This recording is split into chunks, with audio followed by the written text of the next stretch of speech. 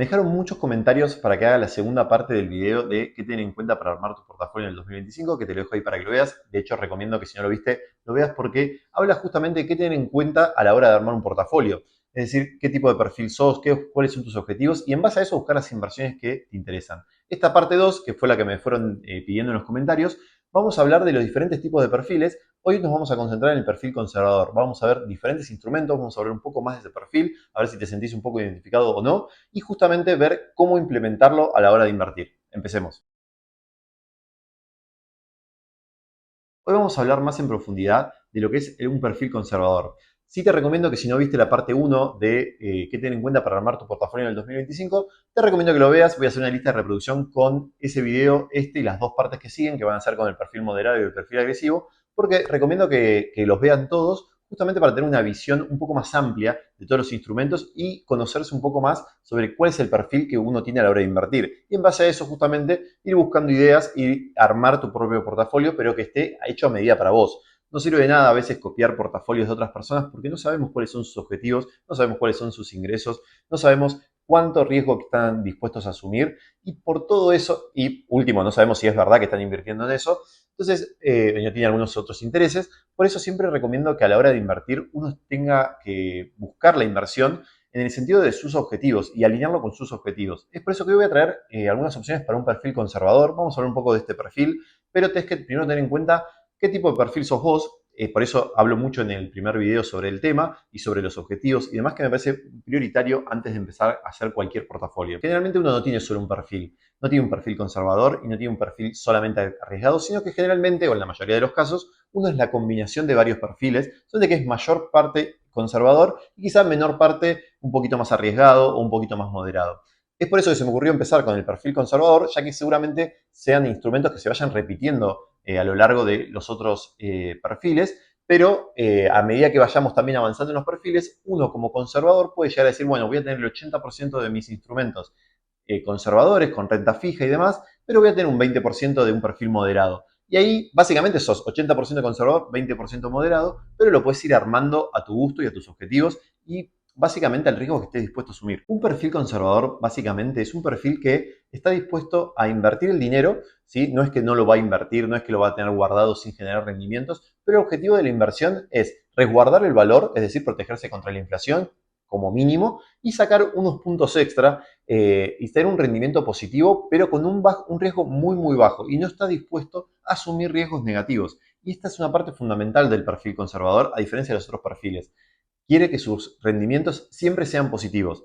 Para asegurar esto, tenemos que ir a buscar instrumentos muy, muy seguros. Hay instrumentos de renta fija, instrumentos que tengan un riesgo prácticamente nulo, y eso está aparejado de tener justamente rendimientos muy, muy bajos, de cubrirnos con la inflación, tanto en pesos como en dólares. Ahora vamos a hablar más en detalle cuando dividamos las inversiones, pero básicamente son inversiones conservadoras, inversiones que puedo estar ahorrando para algo que no quiero, o sea, te doy un ejemplo, estoy ahorrando para algo que voy a hacer dentro de 5 años y no quiero asumir ningún riesgo, quiero ahorrar el dinero todos los meses, obtener un rendimiento muy bajo y conservar el valor, pero quiero llegar ese día y no llevarme ninguna sorpresa, que el dinero esté.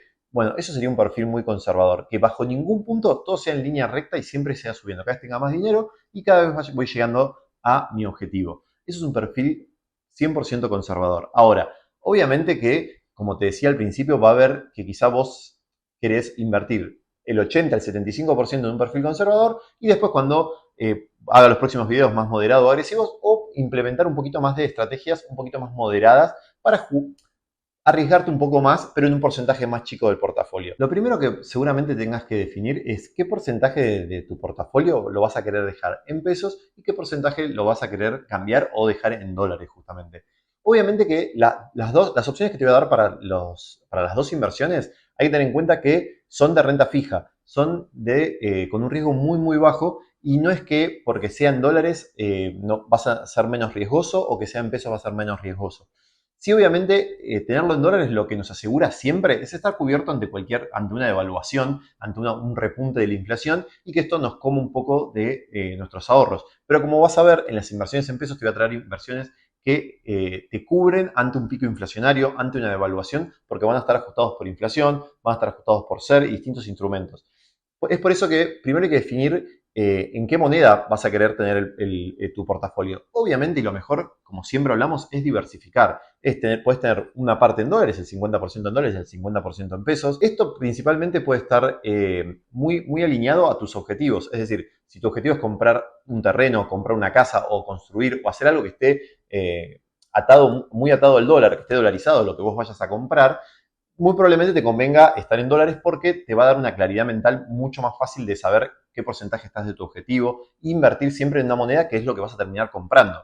Ahora, si quizá tu objetivo está en pesos, quizá te convenga tener un porcentaje más grande en pesos. Y después, como siempre están los gustos personales, hay muchísima gente, más en Argentina, que siempre quiere tener todas sus inversiones dolarizadas o atadas al dólar porque históricamente en Argentina siempre se ahorró en dólares, se invirtió en dólares, todo en dólares porque estamos acostumbrados a que cada tanto haya un pico de devaluación o inflacionario que genere una devaluación o viceversa, y entonces por eso no estamos muy acostumbrados a ahorrar en dólares. Pero eso es una decisión tuya. Yo te voy a mostrar tanto instrumentos en pesos como en dólares, pero es algo que vas a tener que pensar antes de armar el portafolio. La primera opción en dólares que te voy a traer, esta opción es en dólares que vos puedes comprar teniendo dólares o mismo que puedes comprar con pesos, pero estás dolarizando tu inversión. Si quieres saber bien detalle cómo funciona una obligación negociable, te dejo este video donde lo explico, pero básicamente vos le estás prestando a empresas en Argentina y justamente seleccioné dos empresas que son muy grandes, muy sólidas, que es muy poco probable que no efectúen sus pagos. Una es YPF y otra es IRSA. Tengo dos opciones para cada una de ellas. La primera es de IRSA,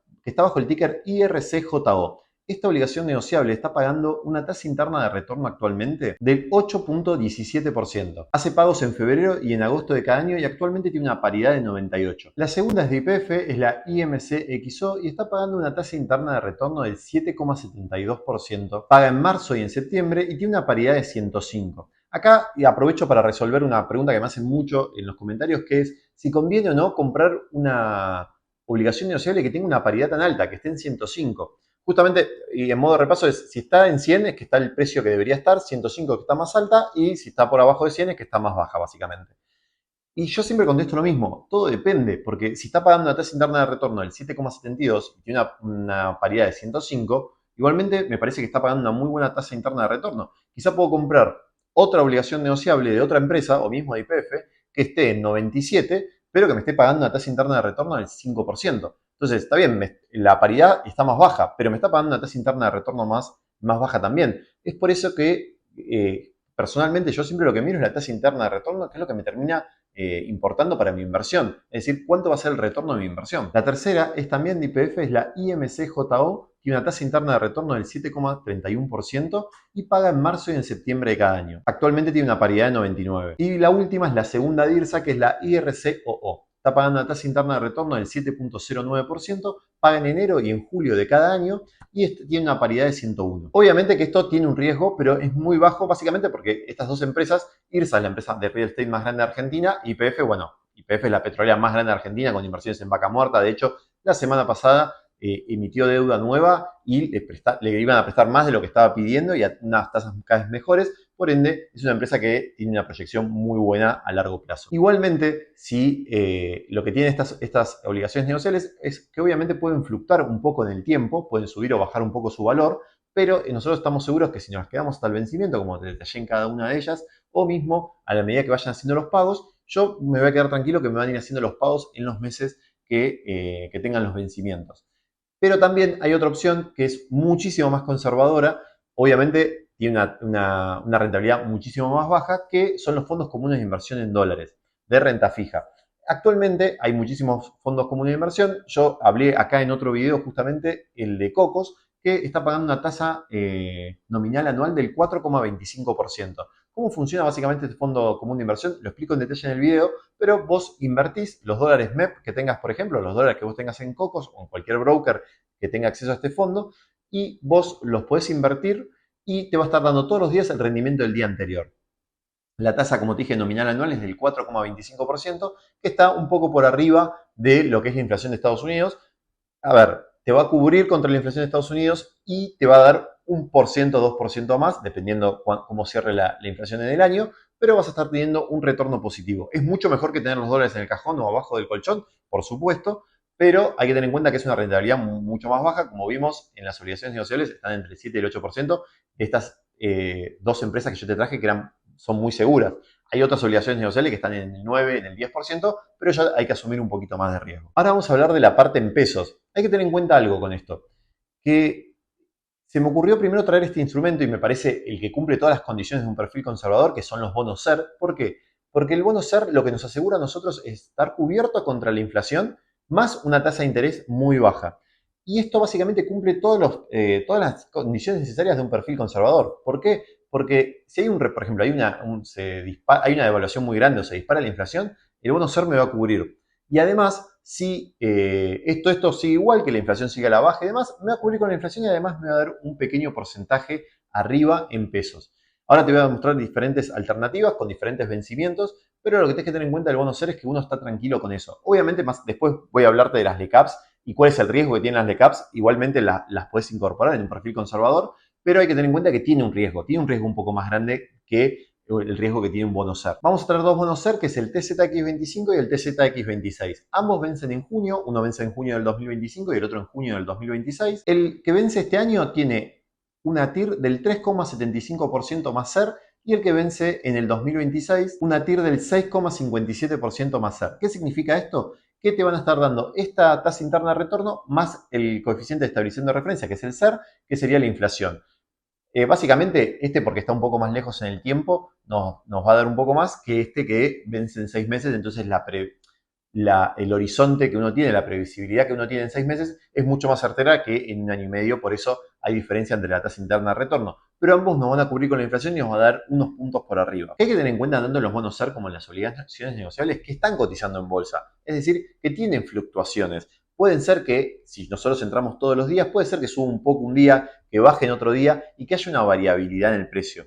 Hay que tener en cuenta que un perfil conservador obviamente no va a estar mirando el día a día de las inversiones y que seguramente se queda hasta el vencimiento de, por ejemplo, una obligación negociable, cobrando cada 6 meses los intereses y la devolución de capital en caso de que sea necesario, y en el vencimiento terminar de recuperar su capital. De hecho, los bonos SER que vimos recién pagan la totalidad al vencimiento, en junio del 2025 y en junio del 26 respectivamente, y es por eso que hay que tener en cuenta cuáles son los objetivos de cada uno, a qué plazos quiere uno invertir y demás. Y por eso te traigo estas dos opciones. Hay distintos bonos SER, te dejo acá una lista donde fui analizando todos los bonos SER que hay con su tasa interna de retorno y demás, como para que vos puedas entrar e interiorizarte a cada uno de ellos y ver si querés invertir en uno, cuál te conviene. Pero hay que tener en cuenta eso con los bonos SER, que estos dos en particular pagan el vencimiento, pero te aseguran que vos cuando llegue el vencimiento te van a cubrir con la inflación y te van a dar ese porcentaje extra de interés. Y después están las LECAPs, que el año pasado fueron la joya, todo el mundo está hablando de las LECAPs constantemente, ahora ya en menor medida, y eso se debe justamente a la tasa de interés que están pagando.